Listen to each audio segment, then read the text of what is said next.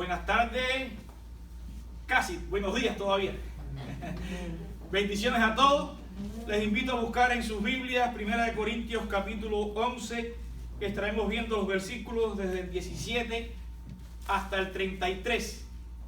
Y hoy estaremos hablando y celebrando en nuestra iglesia la Cena del Señor. Y vamos a estar explicando un poco todo el contexto, cómo prepararnos para la cena y el significado, que ya muchos conocemos, pero vamos a profundizar en ello en esta mañana tarde ya. Cristo instituyó dos ordenanzas: el bautismo y la cena del Señor. Ordenanzas que deben cumplir fielmente los que creen en Él. Si alguien ha creído en Cristo como Señor y Salvador, debe dar el paso de obediencia de bautizarse. Y los bautizados debemos participar de la institución de esta Santa Cena o Cena del Señor, que vemos en 1 Corintios, todavía están buscando, capítulo 11, del 17 hasta el 33. Y dice el versículo 26: así pues, todas las veces que comieres este pan y bebieres esta copa, la muerte del Señor anunciáis hasta que Él venga. Bendito Dios y Padre Celestial, te damos gracias porque te entregaste por nosotros. No estimaste aferrarte a continuar siendo como Dios, sino que tomaste cuerpo de hombre, humillado a ti mismo, oh Señor, y sufriste el castigo por nuestro pecado, el castigo que nosotros merecíamos. Pero aún en cuerpo humano sigue siendo Dios. Este milagro de 100% humano, 100% divino, el Mesías. Tu cuerpo partido por nosotros, tu sangre derramada por nosotros para darnos salvación, perdón de pecado, vida eterna. Oh Señor, ayúdanos, oh Espíritu Santo, toca nuestros corazones, ilumina nuestras mentes, ayúdanos a hablar sobre esta verdad, de esta institución, de esta ordenanza, de este mandamiento, de que celebremos esta cena en memoria de ti, hasta que tú vengas, anunciando que tú eres el Mesías, el Salvador del mundo, que vive por los siglos de los siglos. Perdona nuestros pecados y nuestras faltas, en el nombre de Jesús. Amén. Esta iglesia naciente, aquí que vemos específicamente esta en Corinto, y muchas iglesias también nos habla allá Judas 12, el versículo 12, que se celebraban unas comidas antes de la Santa Cena, que la llamaban comidas o fiestas ágape, o comidas de amor, de compañerismo. Pero la iglesia en Corinto, como todo en Corinto, era bien difícil. Vemos esta iglesia bien difícil, ¿verdad? Una iglesia de muchos problemas, pues la habían convertido en parranda, en borrachera, en discriminación del más pudiente contra el menos pudiente. Y por eso el apóstol Pablo en el versículo 17, que dice: pero al anunciaros esto que sigue, no os alabo, porque no os congregáis para lo mejor, sino ¿para qué? Lo peor. Para lo peor. Así que el apóstol dice: al anunciaros esto que sigue, parangelo significa, parangelo en griego significa mandar. Él iba a dar la orientación de cómo tenían que hacerlo. Lo estaban haciendo mal. Como lo estaban haciendo, estaba mal. Y él va a dar las instrucciones como él recibió del Señor Jesús, cómo debían celebrarlo y cómo debía celebrarse dignamente. Hubiera sido mucho mejor para aquellos corintios no haber tenido una fiesta de amor o fraternal o ágape y no haber celebrado nunca la cena, porque estaban abusando de ella. ¿Para qué la celebraban? Con todas esas borracheras, todas esas indisciplinas, sin meditar en lo que significaba aquella cena. Posiblemente, como decíamos, las iglesias estaban en las casas, y posiblemente una de estas personas pudientes ahí en Corinto, miembro de la iglesia, pues brindaba su casa. Quizás se dice que pudiera tener capacidad de 50, 60 personas esas casas. Había un comedor que no cabían todos, y había un atrio. Se dice que posiblemente el dueño de la casa con los más pudientes pues comían en el comedor esa comida previa a la Santa Cena, y quizás los más pobres, los menos poseídos, se quedaban en el atrio. Y hay un poco como discriminación social. Si buscamos el versículo 18 al 22, dice: en primer lugar, cuando os reunís, pasamos la página, como iglesia, oigo que hay entre vosotros divisiones, y en parte lo creo. O sea, le habían llegado noticias de que había un nuevo tipo de división. Ya no se trata de la que vimos allá en los primeros capítulos, de que seguían a grupos de hombres que preferían a un líder o a otro, y que por esa preferencia de los predicadores, estaban teniendo divisiones. Ya lo vimos.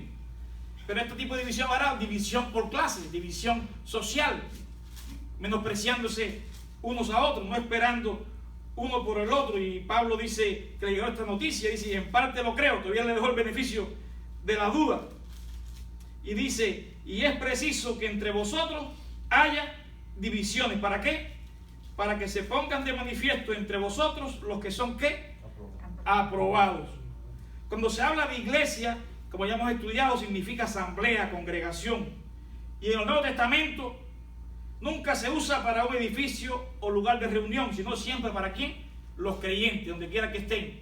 Ahí dice como dice el versículo 18, cuando os reunís como ¿qué? Como iglesia, como se unen ustedes en una casa, oigo que hay entre vosotros divisiones.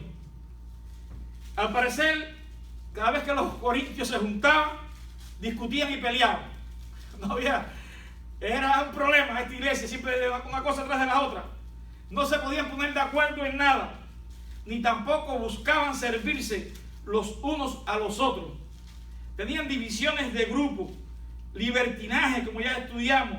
Como veremos, había abuso de los dones, pleitos y demandas delante de los jueces, como ya también vimos en el mensaje pasados. No querían ejercer la disciplina entre ellos. Escuchaban a falsos apóstoles, ya todo eso lo estudiamos, y criticaban al apóstol Pablo. Y ahora, a todo lo que ya hemos visto a través de esta carta, de todos sus problemas, diferentes errores, diferentes indisciplinas, dice que estaban divididos socialmente, como indica este pasaje. Y Pablo dice que en medio de estas disputas y divisiones eran necesarias para que se manifiesten quiénes son los verdaderos creyentes. Cuando el oro se expone al fuego, se separa el oro puro ¿de qué? De la escoria. El mal ayuda a que se manifieste ¿qué? El bien. En medio de ello se iban a mostrar realmente los creyentes verdaderos, los que iban realmente a obedecer la palabra, los que iban realmente a celebrar la cena dignamente, los que se iban a apartar de esa borrachera, de esas discriminaciones. Y si no, tenían que disciplinarlo, como él enseñó anteriormente con aquel caso que ya vimos. Pero no hay duda que se manifiestan. Si no rectificaban, pues tendrían que la iglesia tomar medidas con ellos. Entonces se iban a manifestar lo que realmente eran aprobados. Los aprobados se manifiestan especialmente en la adversidad y la dificultad. Y una iglesia debe confiar su liderazgo, debe confiar en aquellos miembros, a estos santos que han sido probados y han pasado la prueba. Una iglesia debe confiar su liderazgo y confiar las tareas a los miembros que han pasado la prueba, que han estado en las buenas y en las malas, que están comprometidos. Yo creo que eso lo haría cualquier pastor. Cuando uno va a encargar una tarea, ¿a quién se la va a dar? Al hermano que ha estado cuando hay 2 en la iglesia y cuando hay 3, cuando hay 5, cuando hay 15 y cuando hay 20. Ha estado reuniéndose siempre, ha estado orando, ha estado sirviendo, ha estado obedeciendo. No al que asiste a la iglesia temporalmente, no al que no está comprometido, porque traería, como ya también estudiamos, el problema de que no sea un neófito, debe conocer, debe tener una experiencia. Cuando hay alguien que ha batallado en medio de la iglesia y ha salido victorioso en medio de las pruebas, pues confiamos los unos en los otros, compartimos las tareas y los dones de la iglesia. Están listos para liderar, están listos para dar testimonio en medio de su pueblo. No podían decir que aquellos lo estaban celebrando eran realmente, ¿qué cosa? La cena del Señor. Porque ni la comida ni la comunión le honraban.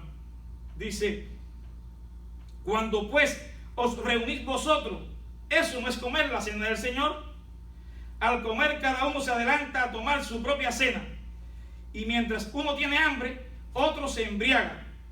Pues ¿qué? ¿No tenéis casas en que comáis y bebáis? ¿O menospreciáis la iglesia de Dios y avergonzáis a los que no tienen nada? ¿Qué os diré? Os alabaré, en esto no os alabo. Los creyentes más pobres acudían a la cena con la esperanza de participar del alimento, de aquella comida ágape de compañerismo. Hacían lo que hacemos todavía hoy en el siglo XXI en las iglesias, cuando nos reunimos y cada cual trae su plato y hacemos una especie de buffet y compartimos lo de todos con todos. Pero ellos no, ellos los platos mejores de lo más rico los guardaban para lo más rico, y los pobres quizás de lo poquito que ellos trajeron no compartían, y a veces ni alcanzaba, porque quien no podía traer y no alcanzaba de aquellos alimentos. Así que los pobres que acudían a la cena con la esperanza de participar en el alimento que llevaban los ricos, se iban hambrientos, físicamente hambrientos, pero también espiritualmente hambrientos, porque participaron de una cena que en nada edificaba, que en nada era la cena del Señor había ordenado. Ya en medio borrachos, ya en contienda, ya con pleitos entre ellos, con divisiones. ¿Cómo van a participar así? Dice Pablo, en esto nos alabo. Dice, al comer cada uno se adelanta a tomar su propia cena, mientras que el otro tenía, ¿qué? Hambre. Otros no alcanzaban a disfrutar, no ponían aquello en común. Hasta ahí llegaba el mal ejemplo de esta iglesia en Corinto. Pablo les dice de nuevo que no puede decir nada en la defensa de ellos. No os alabo, dice el apóstol. Entonces, si no os alaba, ¿cómo él dice que deben participar o deberían participar ellos en la cena? ¿Cómo debemos participar nosotros en la cena? Si buscamos después el versículo 27, dice, de manera que cualquiera que coma este pan o beba esta copa del Señor indignamente, será culpado del cuerpo y de la sangre del Señor. Como decíamos cuando orábamos, debemos participar de la cena, ¿cómo? Dignamente. No porque seamos dignos de participar en ella, dignos solo del Señor. Él es solo digno de suprema alabanza, pero Él ha querido y la instituyó para que nosotros participemos de una manera adecuada, de una manera que honre su nombre, de una manera que honre la santidad de lo que estamos celebrando, examinándonos nosotros mismos. ¿Cómo participamos dignamente? Para poner algún ejemplo, dejando atrás todo pecado, toda amargura, todos los prejuicios raciales que tenían entre ellos y quizás todavía hoy permanecen hasta el siglo XXI, toda clase de orgullo y todo sentimiento de superioridad, de que uno era mejor que el otro. Debemos participar y participamos dignamente cuando no lo hacemos de manera ritualista, no es un ritual. Cuando participemos con nuestra mente, con nuestro corazón, no de una manera vacía. No hacerlo a la ligera, realmente, meditando. No hacerlo sin seriedad, hay que hacerlo con seriedad. Hay que hacerlo meditando en los hechos que estamos celebrando. Participamos dignamente cuando dejamos atrás espíritus de amargura u odios o rencilla hacia otros creyentes. No deben tener cabida estos pensamientos y estas actitudes cuando celebramos la cena del Señor. Por eso, ¿qué tenemos que hacer? Arrepentirnos. Es tiempo de arrepentirnos cuando tomamos la cena, y por eso hay que hacerla frecuentemente. Por eso el Padre nuestro dice, Padre, perdona nuestros pecados, también nosotros perdonamos a los que nos ofenden. Tenemos que venir arrepentidos cada día en nuestras relaciones personales, y en especial cuando celebramos la cena, para rectificar nuestras actitudes, para convertir nuestros malos caminos. Y el Señor manda refrigerio, sana la tierra, sana nuestra vida, sana la familia. Sabemos que en muchos de nuestros países, cuando se pisotea la bandera, no es deshonrar la tela, sino es deshonrar al país que representa. ¿No es así? Eso es lo que entendemos cuando Vemos una bandera, representa un país. Si alguien la pisotea, está no pisoteando una tela, cualquiera está pisoteando lo que representa al país. Acudir de manera indigna a la comunión no es sencillamente deshonrar la ceremonia de la cena del Señor, es deshonrar al Señor mismo, en cuyo honor celebramos la cena. Antes de participar debemos hacernos un examen completo de conciencia, mirando con sinceridad nuestro corazón, si hay algo que no debiera estar en ese corazón, y quitar de allí toda maldad. ¿Para qué? Para evitar el juicio de Dios. El creyente tiene que discernir y responder debidamente a la santidad de la ocasión. Por eso dice el versículo 28: por tanto, pruébese cada uno a sí mismo, y coma así del pan y bebe de la copa.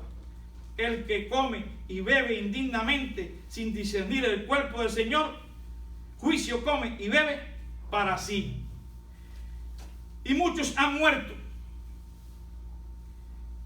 Por lo cual dice, por lo cual hay muchos enfermos y debilitados entre vosotros, y muchos que han muerto. Si pues nos examináramos a nosotros mismos, no seríamos juzgados, pero siendo juzgados, somos castigados por el Señor, para que no seamos condenados con el mundo. Así que, hermanos míos, cuando os reunís a comer, esperaos unos a otros. Si alguno tiene hambre, que coma en su casa, para que no os reunáis para condenación. Las demás cosas las pondré en orden cuando vaya. Pablo prometió una visita, poner todo en orden, pero ya está escribiendo una carta para decirles cómo debían prepararse para esa cena. Fíjense que dice muchos creyentes que no eran pocos, muchos como estaban, debido al mal comportamiento, tomando la cena indignamente. Muchos estaban enfermos y debilitados, y muchos habían muertos. Pablo dice, eso es por causa de cómo están tomando indignamente la cena. No dice algunos, muchos. Se estaba diezmando aquella iglesia entre enfermedades y muerte, debido a la mala actitud de ellos al celebrar la cena. Muchos, porque ellos menospreciaron y corrompían continuamente la cena del Señor. Pero hay esperanza. Él dice que deben examinarse. Primera de Juan 1:9, que dice, si confesamos nuestros pecados, Él es fiel y justo para perdonar nuestros pecados y limpiarnos de toda maldad. Porque si decimos que no hemos pecado, le hacemos a Él mentiroso, y su palabra no está en nosotros. Qué bueno que el Señor lo que quiere es que pongamos todas esas situaciones delante de Él, que nos arrepintamos, y Él nos perdona. Tenemos un nuevo comienzo. Creo que cada cena que celebramos, el creyente tiene la oportunidad de examinarse y convertirse de sus malos caminos. Por eso el Señor dice que debe ser frecuentemente. No nos da cuánto es la frecuencia, pero nos dice frecuentes veces, todas las veces que lo hagamos. Entonces Pablo, en el versículo 23 al 26, nos explica cómo él recibió. Dice, yo recibí del Señor lo que es la institución de la cena. Yo recibí del Señor lo que también os he enseñado. Ya eso lo había enseñado. Él recibió, lo más probable es que Pablo recibió del Señor directamente esta revelación sobre la cena, no por medio de los otros apóstoles, aunque hay diferentes versiones, pero eso es lo que creemos. Y dice, yo recibí lo que también os he enseñado, que el Señor Jesús, la noche que fue entregado, tomó pan. Entonces, ¿qué está diciendo él? Haciendo historia.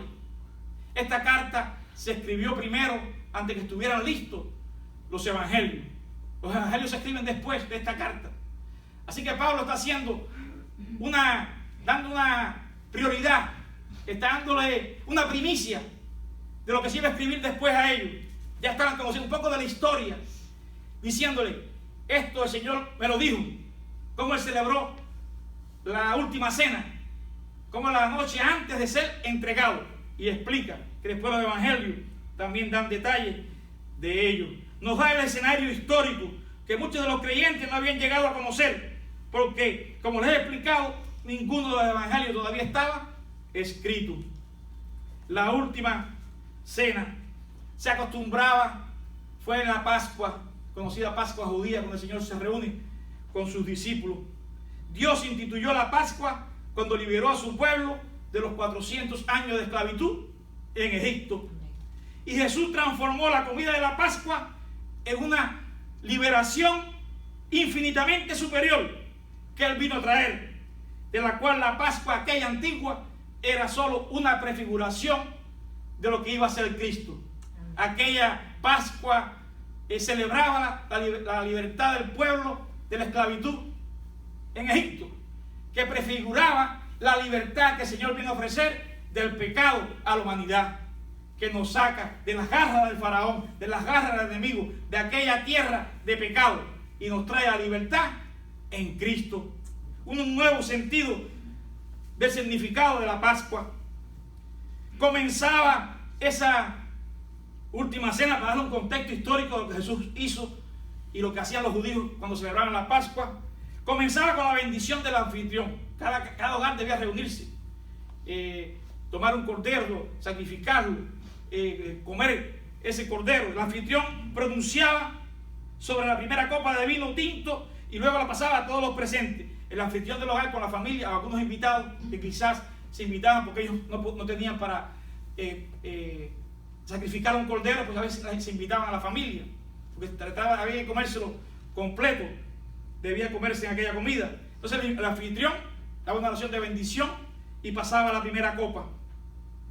Luego comían hierbas amargas mojadas en una especie de salsa de fruta, y alguien daba un mensaje acerca del significado de la Pascua para que no se olvidara, para que los hijos se transmitiera de generación en generación.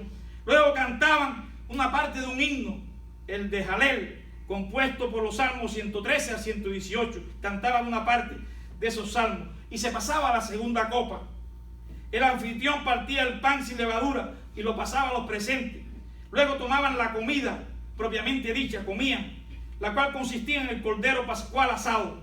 Entonces pasaban luego a la oración y pasaban la tercera copa y cantaban el resto de los salmos. La cuarta copa se celebraba el reino venidero. La bebían inmediatamente antes de salir de la casa al terminar ya esta celebración pascual. Pero Jesús, la copa en la cual Él celebra esta Pascua fue la tercera, porque fue la que se usó después de haber comido. Que dice en Lucas 22:20, no lo busquen, yo se lo voy a leer. Dice: después que hubo cenado, tomó la copa diciendo: esta copa es el nuevo pacto en mi sangre, que por vosotros se derrama. Si Él celebró la cena con los discípulos y ya después que comió, que era la tercera copa, esta fue la que Él instituye para nosotros. Y no se habla de la cuarta copa porque esperamos su venida. Ya le instituyó el reino. El reino de los cielos se ha acercado, arrepentido y creer el evangelio. Su reino está presente y a la vez lo esperamos. Es un sí, pero no. Está presente en cada corazón, pero todavía anhelamos su venida. Ven, Señor Jesús. Y Mateo relata que luego de terminar la cena, cantaron un himno. Dice Mateo 26:30. Y cuando hubieron cantado el himno, salieron al monte de los olivos. Así que más o menos este es el contexto en el cual se celebra, Jesús celebró, y Pablo le recuerda. Dice: yo recibí del Señor lo que también os he enseñado, que el Señor Jesús, la noche que fue entregado, tomó pan. Y ahí dice un recuento de esa noche, lo que debió haber hecho Jesús cuando tomó esa cena. Y habiendo dado gracias, lo partió y dijo: tomad, comed, esto es mi cuerpo, que por vosotros es partido, haced esto en memoria de mí. Habiendo dado gracias. De ahí también de la palabra Eucaristía. Muchas personas también dicen que celebramos la comunión, o celebramos la Eucaristía, o celebramos la Santa Cena, diferentes formas en que se nombra, pero la palabra Eucaristía viene de cuando Jesús dijo que lo partió dando gracias. Es una acción de gracia la palabra Eucaristía. El pan que había representado el éxodo venía ahora a representar ¿qué? El cuerpo del Señor Jesús, el Mesías. Y dijo que se entregó ¿por quién? Como cantamos, por vosotros. Qué palabra más bella. Y también cuando cantamos que el Señor entregó su cuerpo por nosotros, para sufrir el castigo que nosotros merecíamos, para derramar la sangre que nos da el perdón, para que todos los que en Él crean no se pierdan, mas tengan vida eterna.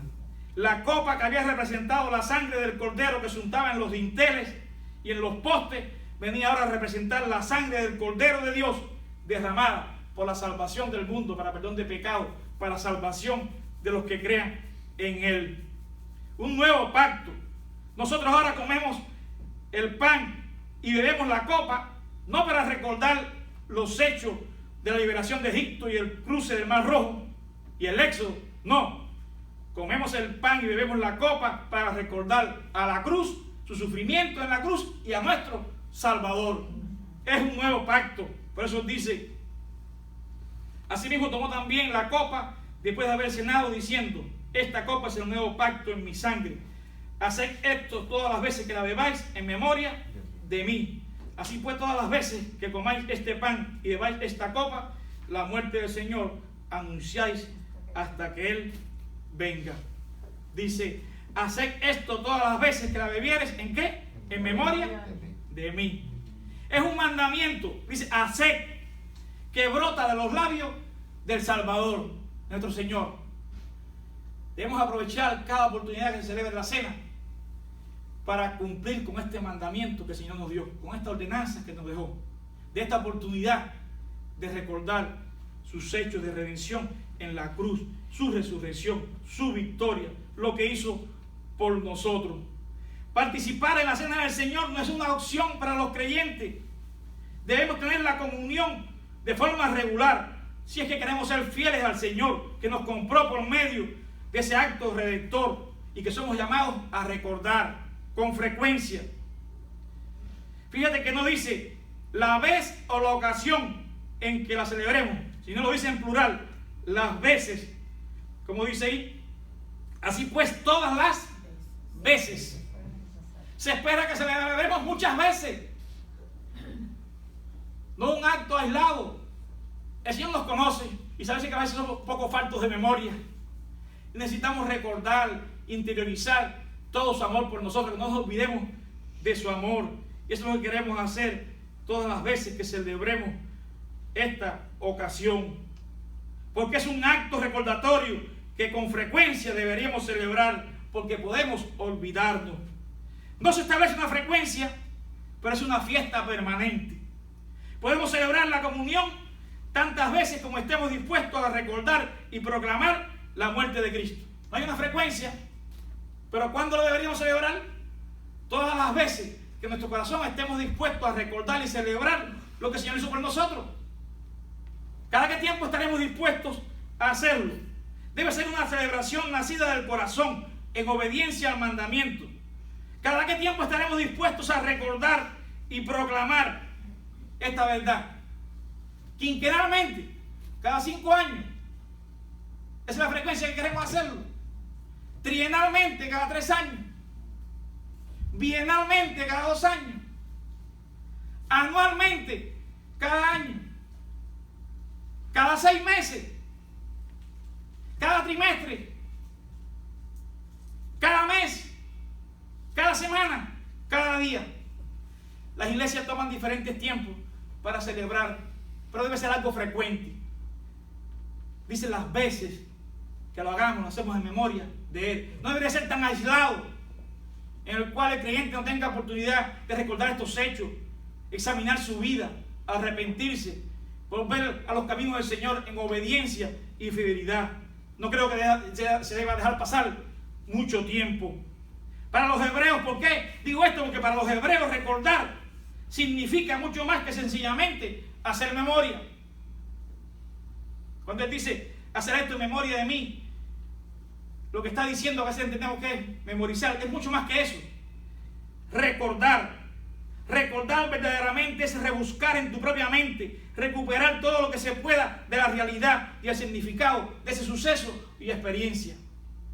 No, yo sé que Jesús murió por mis pecados. No, es interiorizar, poder enfocarte en esos hechos, en esa experiencia, poner tu mente y tu corazón ahí lo que estaba sucediendo y sufriendo Jesús por ti y por mí.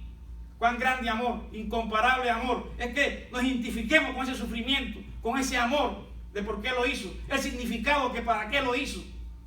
Porque no teníamos otra solución, el hombre, para ser libertado de su pecado. El Cordero de Dios que murió por nosotros. Tenemos que recordar a Cristo Jesús y su sacrificio en la cruz.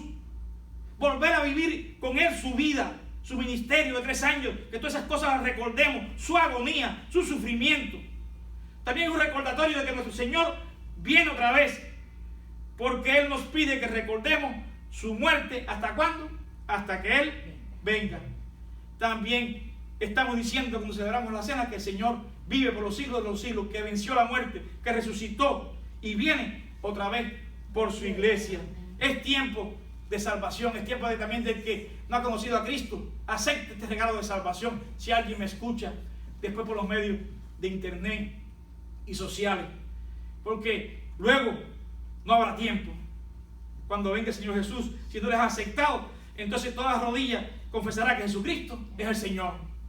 Tendrá que hacerlo, pero entonces si no lo hiciste ahora en este tiempo que nos has dado, hoy es tiempo de salvación. Dios no quiere que nadie se pierda, sino que todos procedamos a arrepentimiento. Entonces vendrá juicio si no lo has hecho. Acepta a Cristo como tu Señor y Salvador. Y lo que los hemos hecho, bautícete, congrégate en una iglesia, comprométete con esa iglesia, sé fiel, aplica tus dones, estudia, madura, santifícate y celebra la cena del Señor dignamente. En conclusión, Dios quiere que participemos de la cena del Señor, pero que lo hagamos dignamente, como corresponde. El pasaje no menciona que debemos ser dignos, porque nadie lo es, excepto Jesús, sino que participemos como dignamente. ¿Cómo lo hacemos? Acoplando nuestro corazón con el Señor.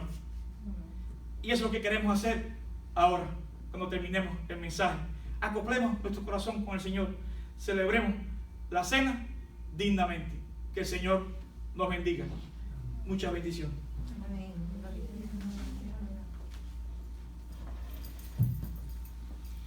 Entonces participamos ahora a tener la cena.